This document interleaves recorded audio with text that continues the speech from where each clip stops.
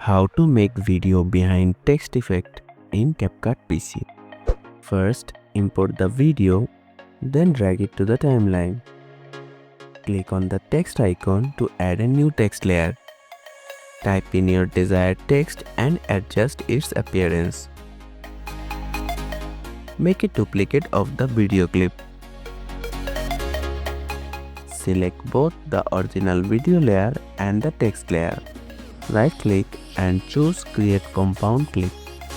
Now put the duplicate clip on the top. Select the duplicate video layer.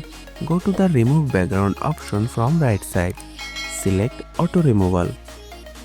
CapCut will automatically detect the text area and remove the background from the duplicated layer. So that's how you can make video behind text effect in CapCut PC. Thanks for watching.